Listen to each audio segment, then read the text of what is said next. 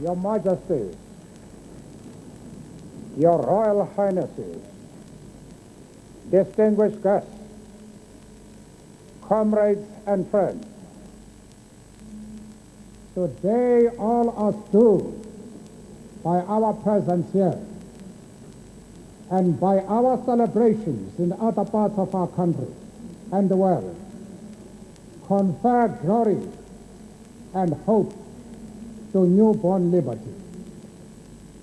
Out of the experience of an extraordinary human disaster that lasted too long, must be born a society of which all humanity will be proud. Our daily deeds as ordinary South Africans must produce an actual South African reality that will reinforce humanity's belief in justice, strengthen its confidence in the nobility of the human soul, and sustain all our hopes for a glorious life for all. All this we owe both to ourselves and to the peoples of the world who are so well represented here today. To my compatriots,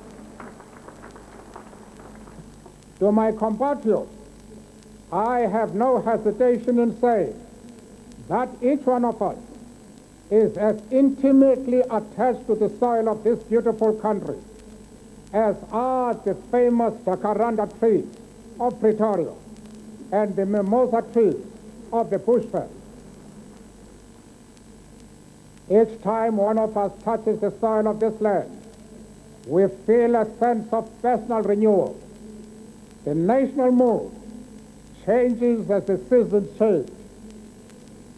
We are moved by a sense of joy and exhilaration when the grass turns green and the flowers bloom.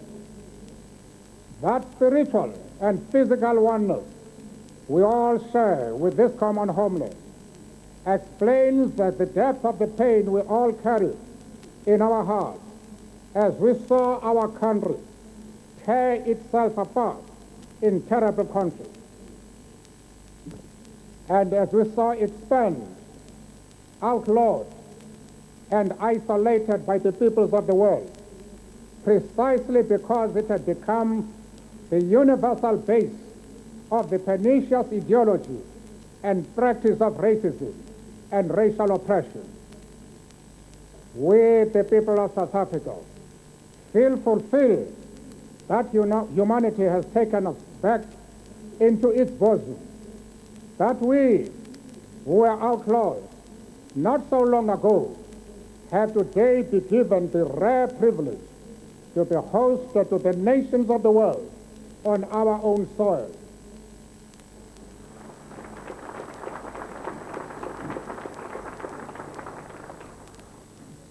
We thank all our distinguished international guests for having come to take possession with the people of our country what is, after all, a common victory for justice, for peace, for human dignity.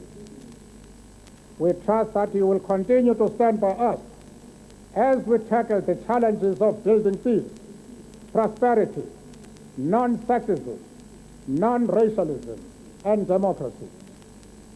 We deeply appreciate the role that the masses of our people and their political, mass democratic, religious, women, youth, business, traditional and other leaders have played to bring about this conclusion. Not least amongst them is my second Deputy President, the Honorable F.W. de Klerk.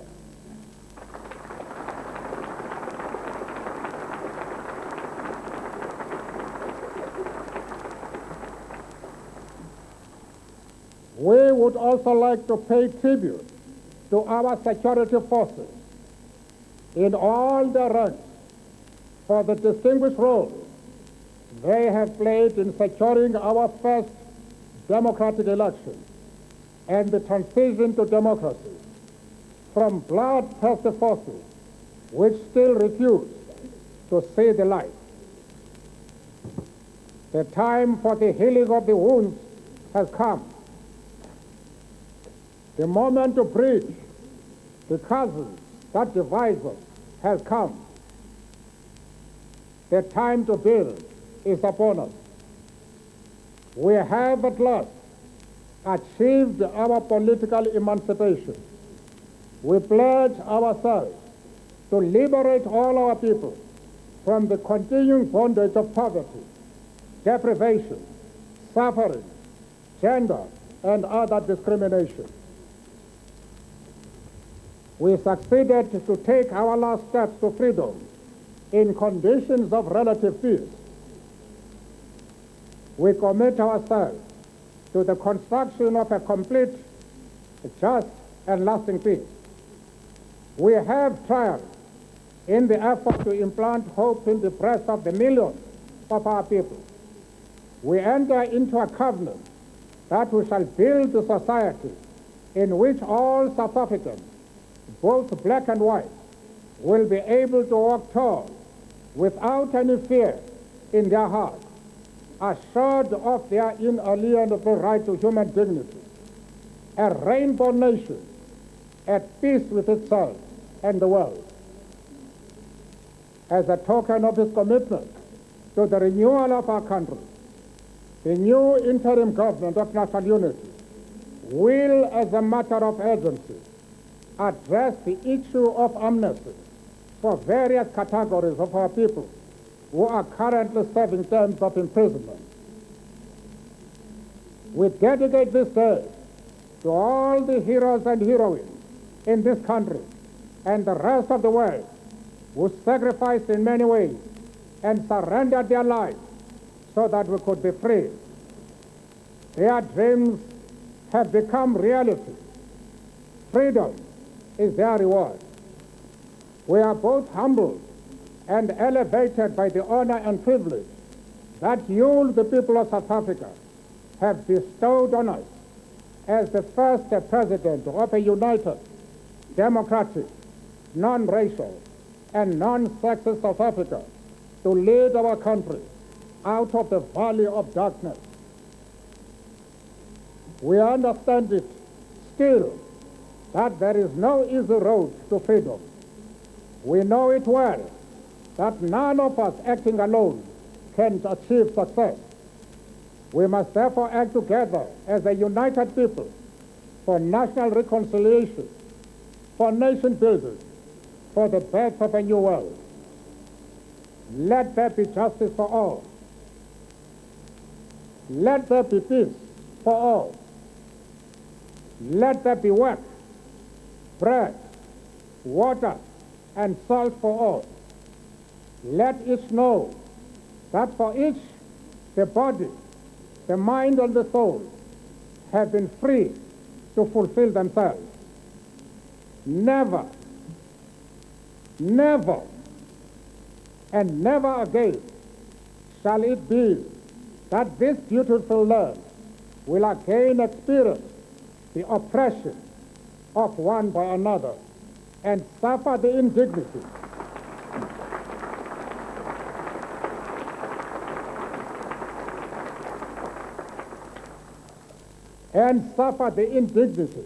of being the skunk of the world.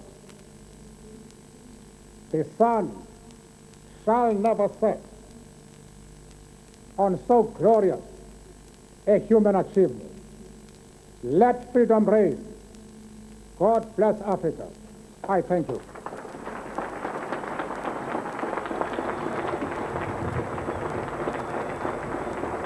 The President Mandela, in a short speech at this inauguration ceremony, after his inauguration is complete, in a moment he'll go down from here to the lower lawn where thousands of people are assembled and make a second speech.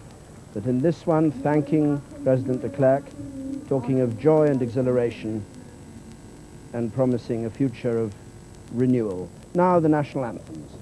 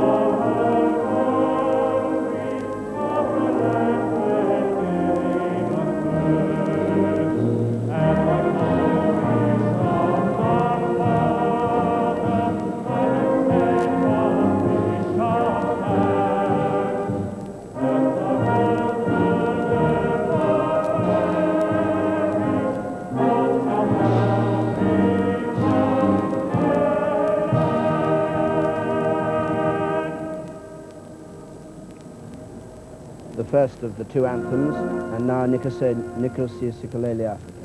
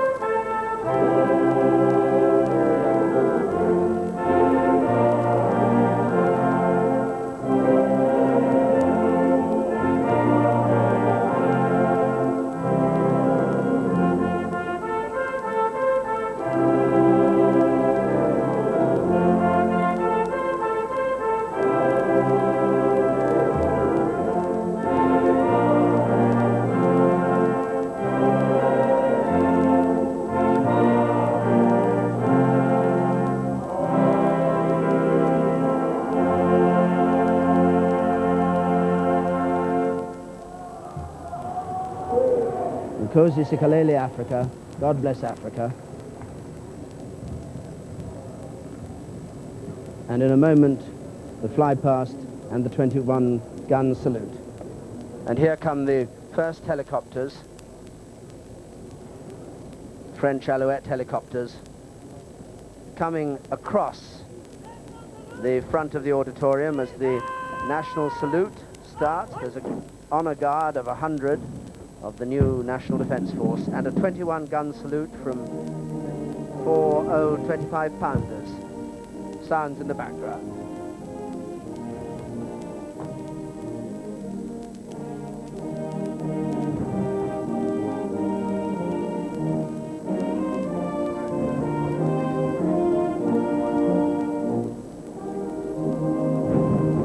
The national anthems play again. The crowd cheers. The flypast starts. The 21-gun salute of these old guns that were brought here 50 years ago from England and Canada. And imperturbable, the President stands quietly on the podium. The next flight of Harvard trainers and single-engine Cessna spotter planes that fly in the other direction across the top of the helicopters.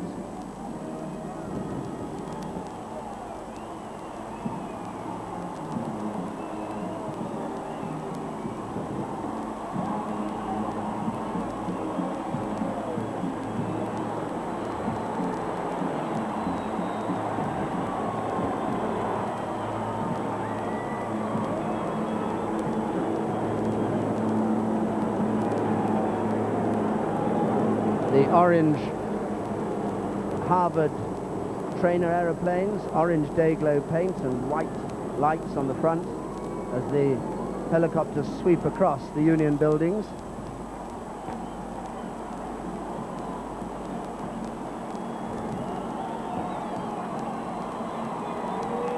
And behind them, the little Cessnas with their single engines used as spotter planes. Many of these planes were used in the war in Angola. The Impala, made here, but actually designed by the Italians, a wing of them.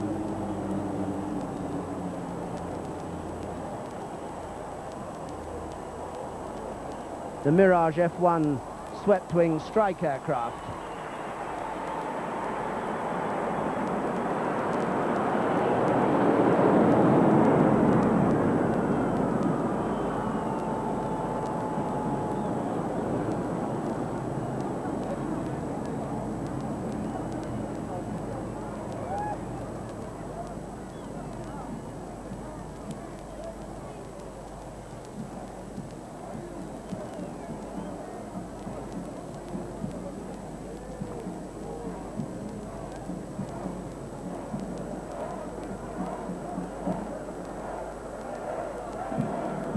And it could be that not all the planes in this flypast, because of the long delay, have been able to make it here.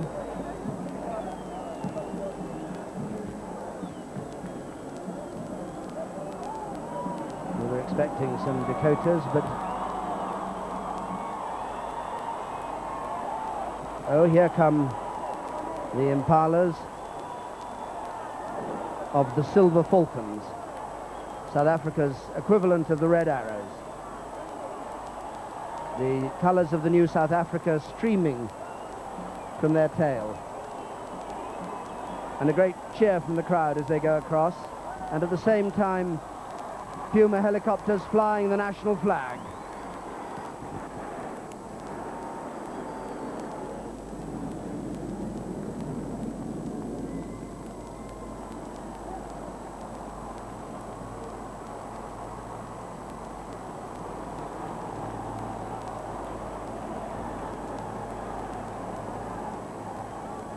Four helicopters in formation, each flying one of the flags, and the smoke from the vanishing Silver Falcons lingering over the twin towers of the Union buildings here in Pretoria.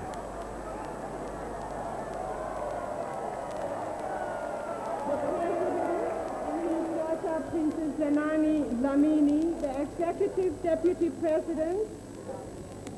The generals, as well as the podium guests, will leave the amphitheater now.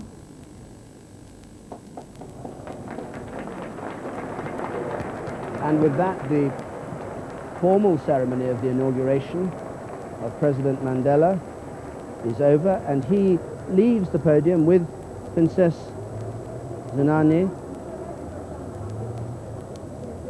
his daughter, who's his escort today. And he's going to go from here by car on a rather circuitous route round the bottom of the amphitheatre until he emerges on the lower lawn, the Botha lawn as it's called, which is where this big crowd, by now several thousand strong, maybe 100,000 there, have come to see him and hear him come specially to speak to them. The people in large number who voted for him and who've come into that centre area there to hear him, and who are going to have this great concert later on this afternoon.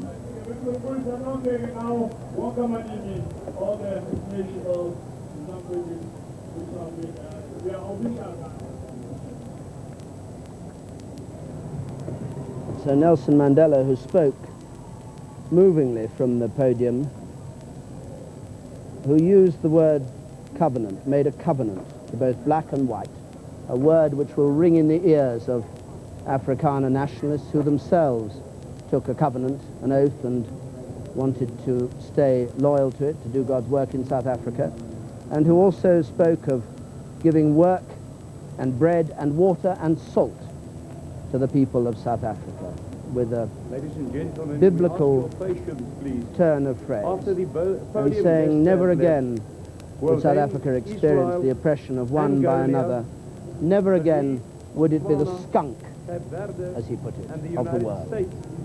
The motor escort leading the white car with the president in, bulletproof, car and his escort behind, and he will re-emerge, and we'll stay for this. He'll re-emerge in a moment on the lower lawn and no doubt have a tumultuous welcome there. But already the other distinguished visitors are starting to leave the podium. They're all going back to this lunch. Especially invited by President Mandela, Walter Sisulu, one of the grand old men of the ANC, just disappearing down the stairs there.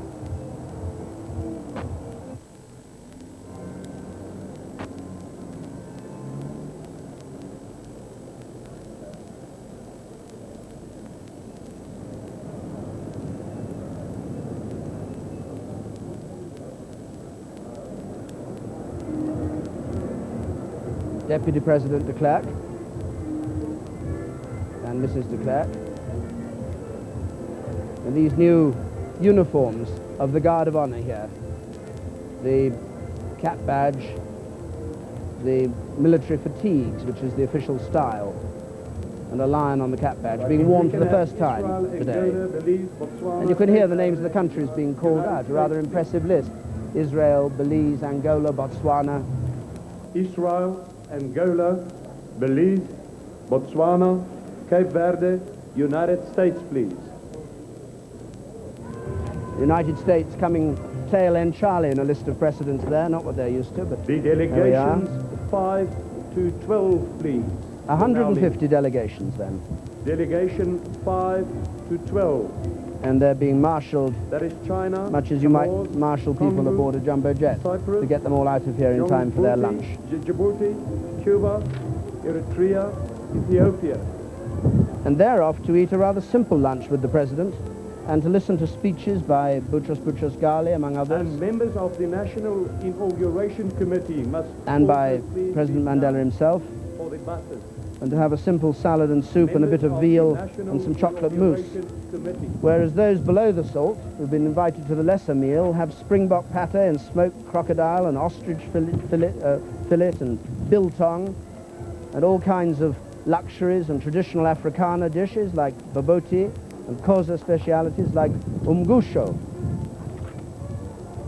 Don't know whether you've ever eaten umgusho, Henny Serpentine, have you? Can't hear you. Have you ever eaten umgoshu? No. No. We'll have long delay. People who have invitations to And chima, they call it in can leave. Lusaka.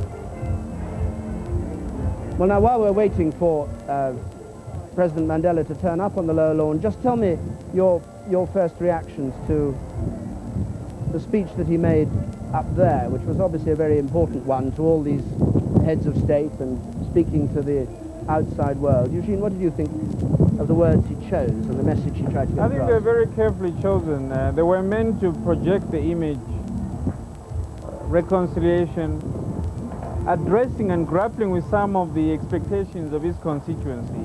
The words about salt, bread, water, etc. But at the same time making it very clear South Africa intends getting back into the world and being a worthy member of the international community. And that means moving away from our poor-cut image of the past. Stand by us, he said, to the outside world, didn't he? Don't desert us now, we need you. Well, it's very important. You know, the ideal thing would be to take advantage of the special attention being showered on South Africa to focus on our medium to long-term needs. But basically, it's the extent to which Mandela utilizes the opportunities in the next 3 or 4 years that will decide whether or not the world will be interested in having any meaningful relationship with us after that.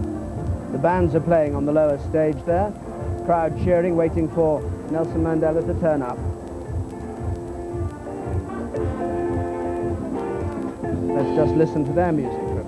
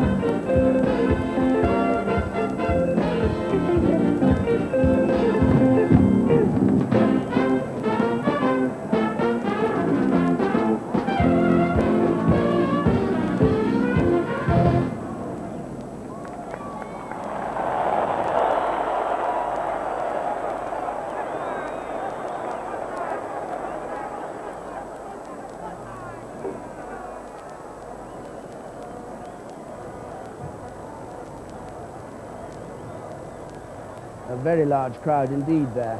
They were worried that it would be so big that they wouldn't be able to control it, and so issued tickets for it. They didn't have to pay for the tickets. And the whole area has been surrounded by the army and barbed wire so that the crowd in there can't get out and disperse all over Pretoria, but can be led away at the end of the party that's going to take place after Nelson Mandela has spoken.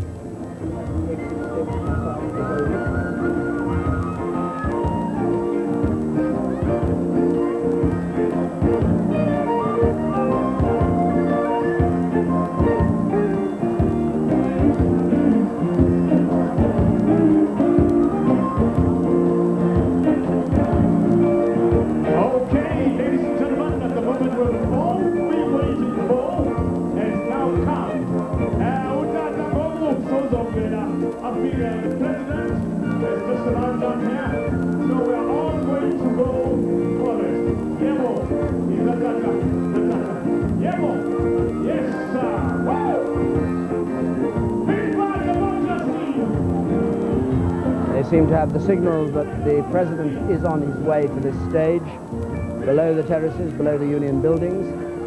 They go into a cry of Viva Mandela.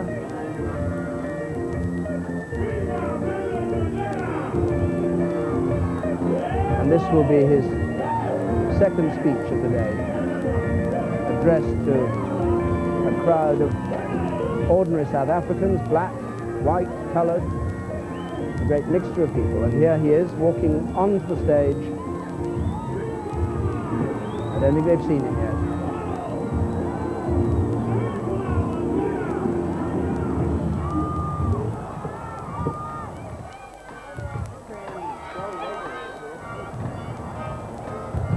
Deputy President de Klerk with him.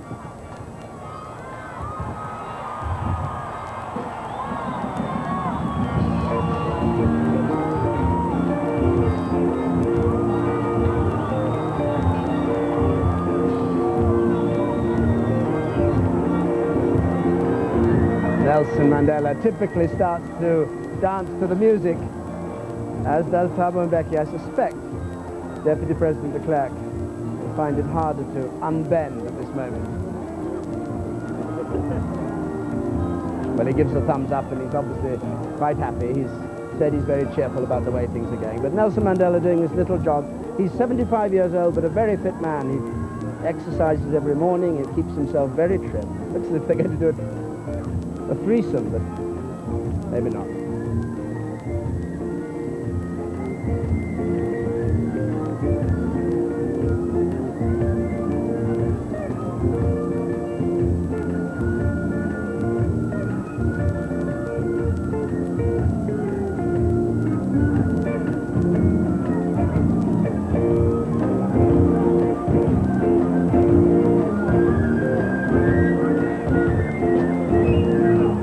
Security being what it is, that is a glass security screen which has been put up, will be put in front of the President before he speaks. This is a very open area, obviously, and although everybody here has been searched, traditional weapons weren't allowed in, that's to say knob carries and spears, any more than pistols and guns, but nobody in this country is unaware of the threat ever present from those who want to disrupt it, the so-called third force. Nobody quite knows who they are, but President de Klerk was always being attacked for not doing more to bring them under control, disaffected members of the security forces perhaps. Not so much the AWB, which is treated more as a comic army than a serious threat now, Eugene Terreblanche's force of disaffected Afrikaners who wanted none of this. But there are others who, for whatever motive, might want to create trouble.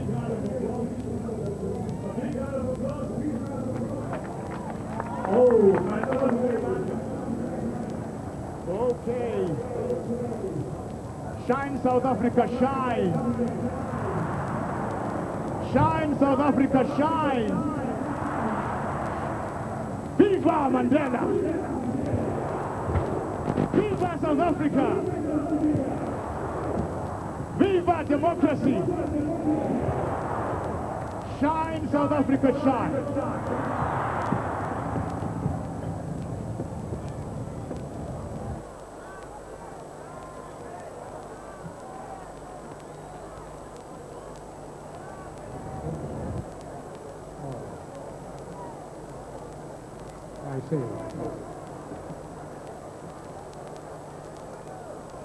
to millions of South Africans of all colors who fought and destroyed the social system which has been condemned by the entire world as a crime against humanity. The millions who brought down on their knees pitiless silence in our country. To the millions of Africans, colored, Indian, and white who turned up recently to elect a government of their own choice. Today is a wonderful day indeed. It is the realization of our dreams for which we have prayed so hard and long. It has been costly in human life, but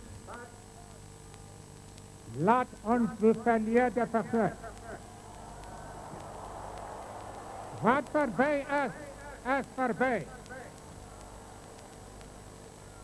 I stand next to two deputy presidents. One who came from the ruling class, but today who has engraved the pitch and niche for himself in South African history because he has turned out to be one of the greatest reformers, one of the greatest sons of our soil, Mr. de Klerk. We have on our left another deputy president who has never known his youth, the joys of youth, who plunged himself into the struggle the moment he realized what was happening in this country. The three of us are going to work together in order to build South Africa, to promote a spirit of reconciliation, and to engage in nation building. Let us forget the past.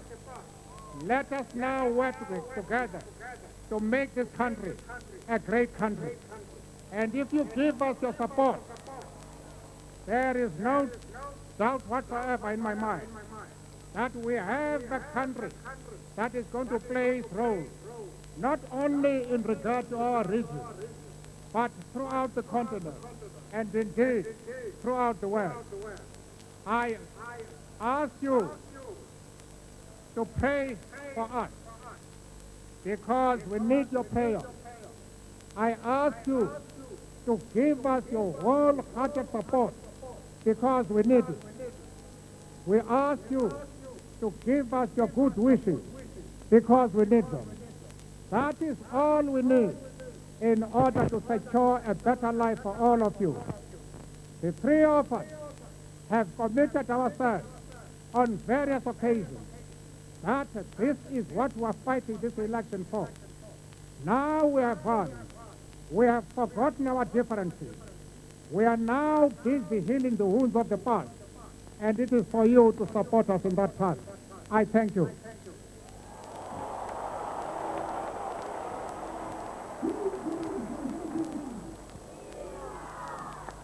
Viva Mandela! Viva democracy! Shine South Africa, shine! Shine South Africa, shine! Hey, tada! It's good. It's nice. Get better this time.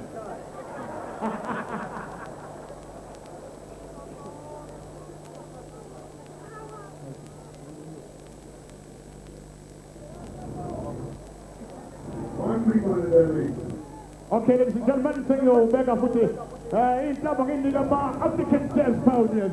to give us another number 2. So Nelson Mandela and his party move away from that curious TARDIS-like structure, a bulletproof glass, which they were protected by as the music starts up again. Shine, South Africa, shine. The master of ceremonies down here is shouting. Viva democracy!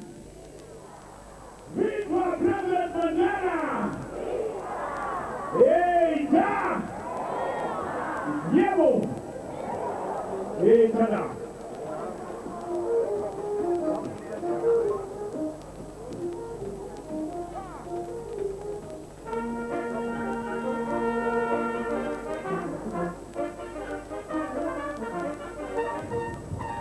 This music from the African jazz pioneers now. It looks as though this concert may even be about to get underway, or perhaps they're just giving them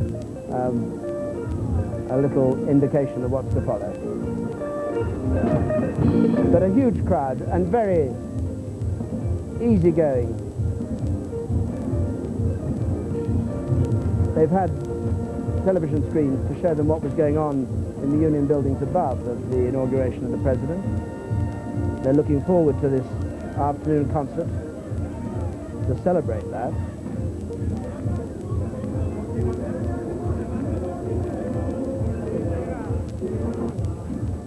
And they'll be celebrating there as the VIPs and other guests still leaving the amphitheatre behind to go off to their more formal luncheon engagement.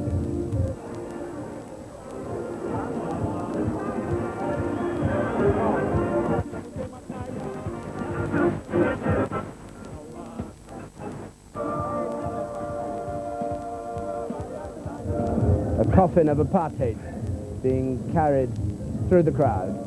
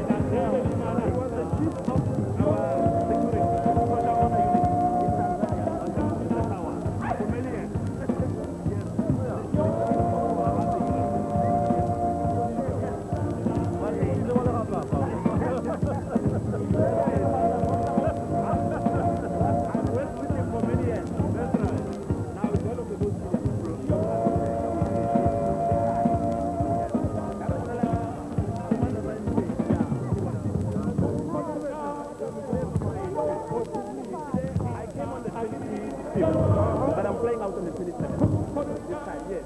Because also the 26th of last time, specifically to come. Now we are competing with those who can. Too much coming. All I'm going to do is our moment. Because of that, we are now we are going to do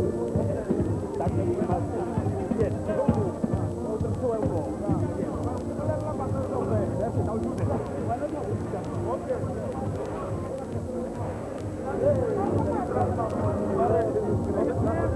The presidency building, which Mr. Mandela is expected to make his home,